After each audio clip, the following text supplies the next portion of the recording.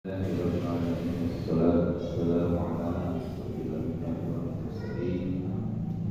wa ala alihi wa sahbihi wa man tabi'ahu bi ihsanin wa tasawu bi tariqatihi wa ta'ala dinil Islam dan asasan fi fiqhihi wa ahkaman syar'iyyah biasan ahli wa amma ba'du. Bapak-bapak yang dirahmati Allah, alhamdulillah kita bersyukur kepada Allah atas segala nikmat dan karunia yang Allah berikan kepada kita dengan keterbatasan kondisi yang mungkin kurang nyaman ya, tapi karena semangat masih luar biasa, mudah-mudahan bisa menjadi kita diridhoi Allah bahwa dalam keadaan apapun kita masih senantiasa berusaha untuk meningkatkan kualitas keimanan dan ketakwaan kita kepada Allah Subhanahu wa Ta'ala. Alhamdulillah, puji syukur dari Allah juga di kesempatan ini kita masih diberikan kehidupan yang normal, kehidupan yang nyaman, karena ada sebagian saudara-saudara kita itu yang masih merasakan tekanan dari orang yang mendolimi.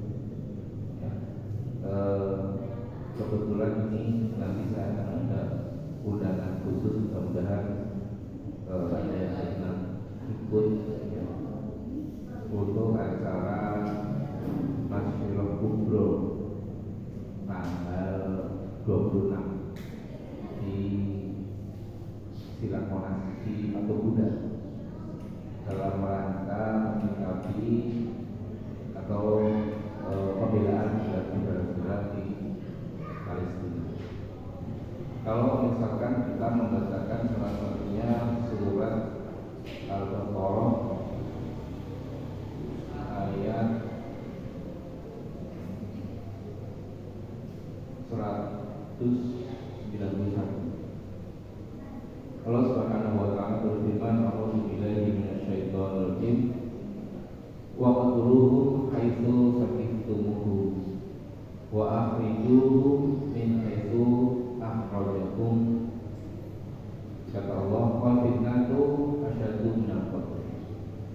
Wala tuqatiluhum indal masjidil haram hatta yuqatiluhum fi. Fa in qataluhum faqtuluhum kadzalika jazaa'ul kafirin." Kata Allah di dalam ayat ini, maka bunuhlah mereka ketika mereka telah membunuh kalian. Wa akhrijuhu haitsu min haitsu akhrajakum, dan usirlah mereka dari tempat kalian telah diusir oleh mereka. Nah, ini sedikit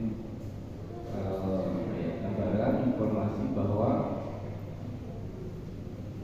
di Palestina, di Gaza itu mulai tanggal 7 Oktober 2023 itu mendapatkan serangan yang luar biasa.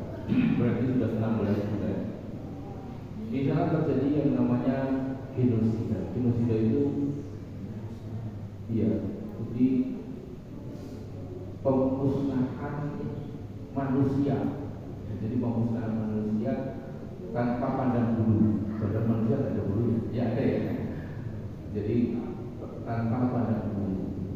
Yang lebih memprihatinkan lagi, pengeboman atau penyerangan itu banyak terjadi di sekolahan, rumah sakit, pasar-pasar, dan juga dikatakan 70% dari korban itu adalah perempuan. Sampai saat ini korban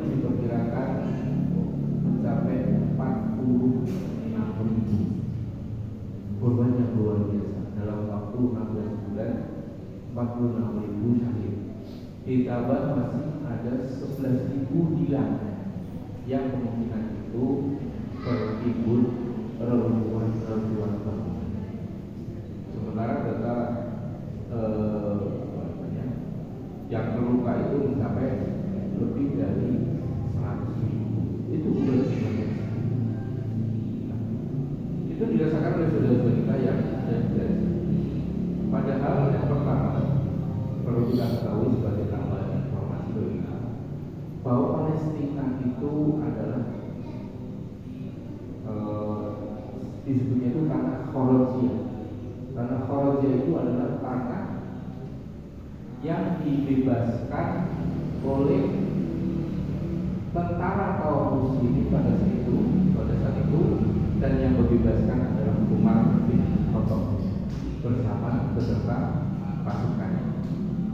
Nah, dalam sejarah disebutkan bahwa pada tahun 637 Masehi, masih masa Umar bin Khattab, berarti Rasulullah belum wafat, penduduk Yerusalem melalui uskup Safronius itu menyerahkan kunci kota Yerusalem, kota yang kota suci oleh umat Nasrani.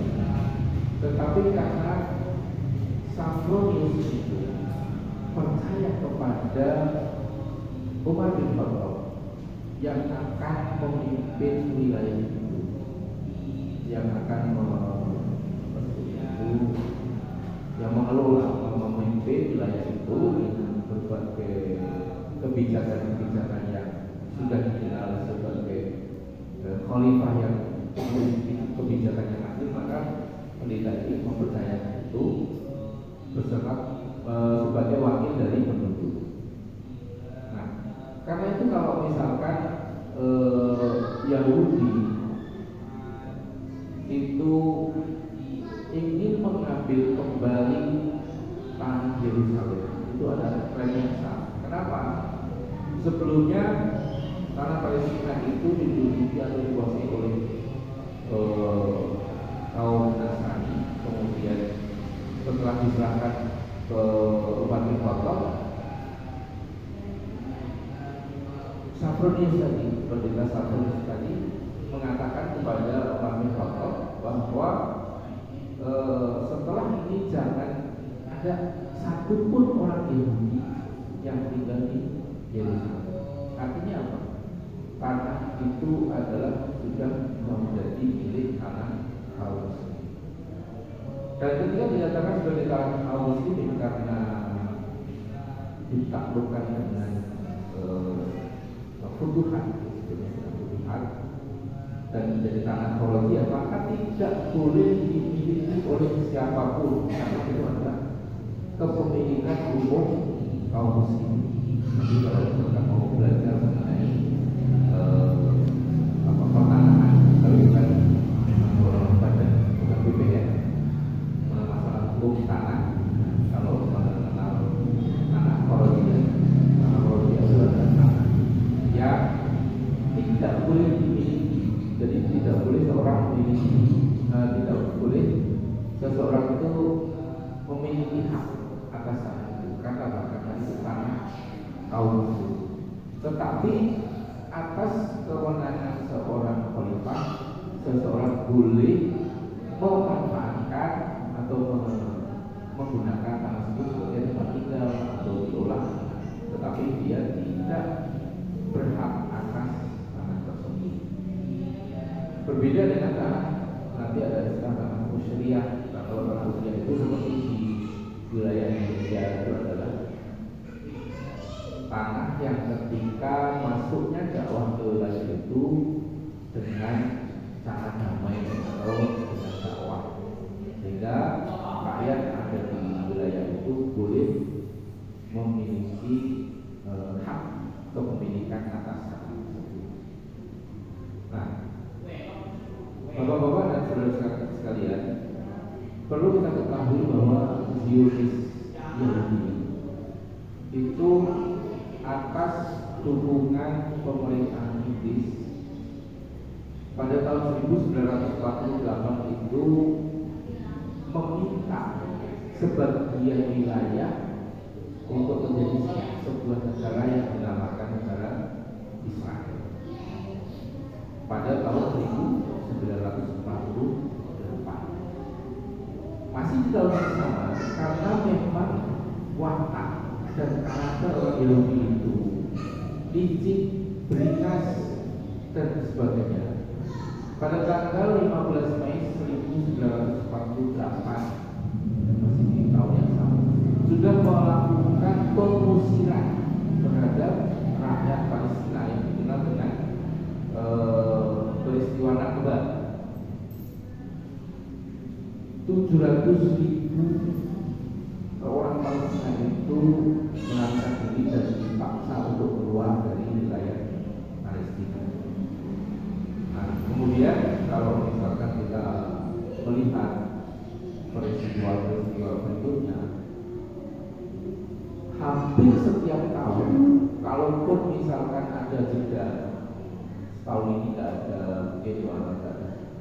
Suatu ketika nanti dalam satu tahun berkali-kali dia melakukan serangan terhadap rakyat Palestina.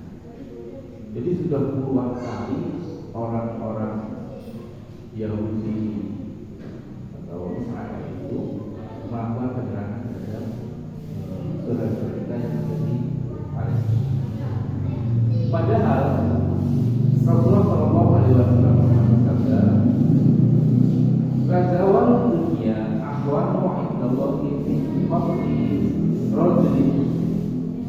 Kata Rasulullah, kehancuran dunia ini lebih ringan di sisi Allah dibanding dengan pembunuhan terhadap seorang muslim.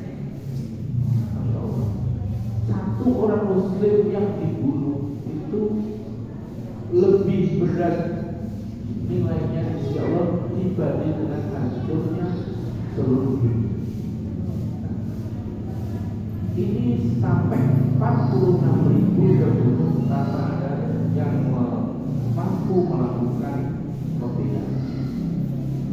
Yang kita ketahui Israel itu didukung sepenuhnya oleh Amerika, dan Amerika dikatakan sebagai negara yang superpower atau negara yang paling merasa paling kuat.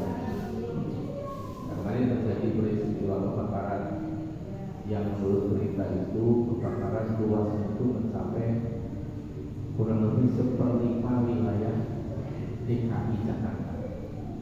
Jadi kebakaran yang luar biasa juga.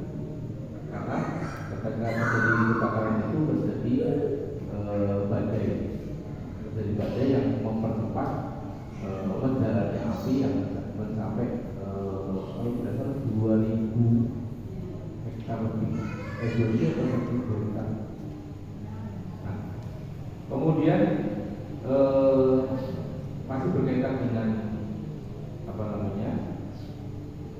keprihatinan saudara Palestina ini, Rasulullah juga pernah bersabda di hadis yang lain, andai penduduk langit dan penduduk bumi berkumpul untuk membunuh seorang muslim, sungguh Allah akan membanting wajah mereka dan melemparkan mereka ke dalam neraka.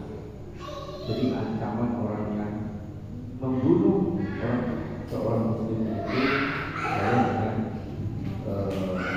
diancam dengan neraka. Nah, lantas bagaimana sikap kita terhadap kondisi yang seperti itu? Pertama, kita mengacu kepada firman Allah di surat Al-Fatih ayat 29. Allah Subhanahu wa taala berfirman, "A'udzu billahi minasyaitonir rajim.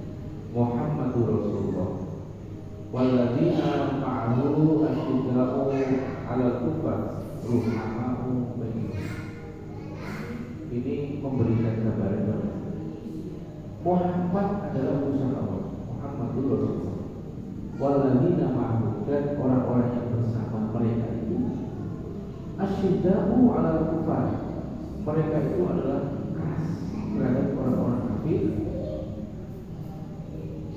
ruhamau bainahum, dan berkasih sayang sesama mereka. Ini karakter seorang muslim, seorang yang beriman yang pernah dicontohkan oleh Rasulullah SAW. Persoalannya adalah saat ini banyak penguasa negeri muslim, artinya bukan Indonesia saja, kita bicaranya internasional, itu justru menjalin hubungan baik dengan Yahudi atau Israel dan juga Amerika Serikat. Kalau dalam istilah fikih, Yahudi dan Amerika itu disebut sebagai negara kafir harbi fikras. Kita bahas nanti cara-cara diingat apa itu negara kafir harbi fikras? Negara kafir yang memerangi umat Islam secara terang-terangan. Bagaimana yang kita tahu, Amerika memberikan dukungan sepenuhnya kepada Israel untuk melakukan pembagian terhadap umat Islam di Palestina.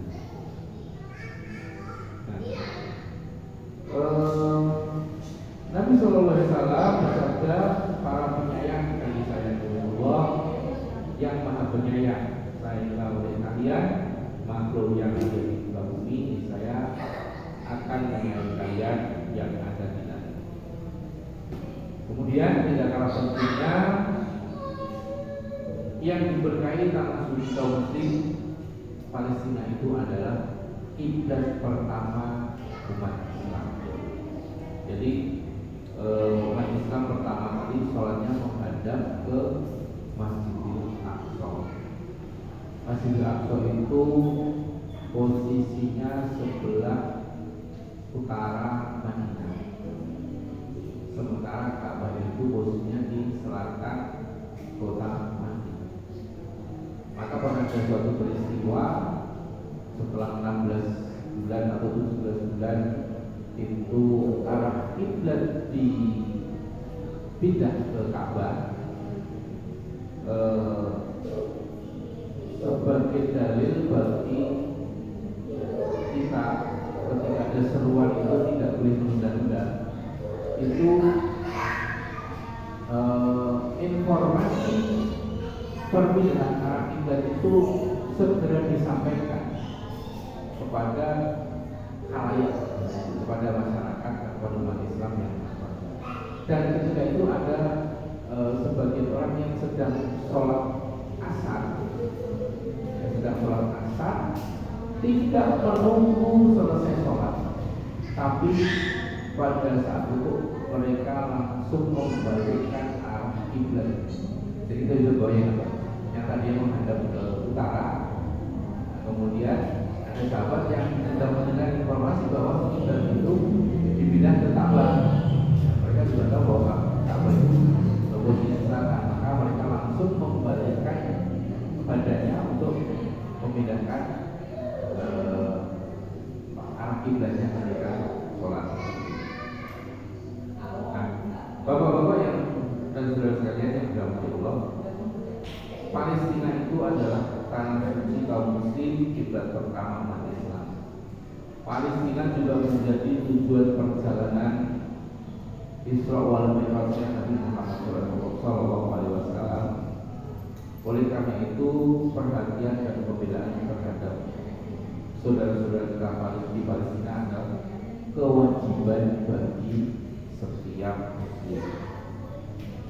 Sesungguhnya penderitaan yang dialami oleh penduduk Gaza selama 16 bulan kemarin itu jauh melebihi apa yang dialami penduduk dan selebritis Hollywood ketika rumah-rumah mereka terbakar. Kenapa?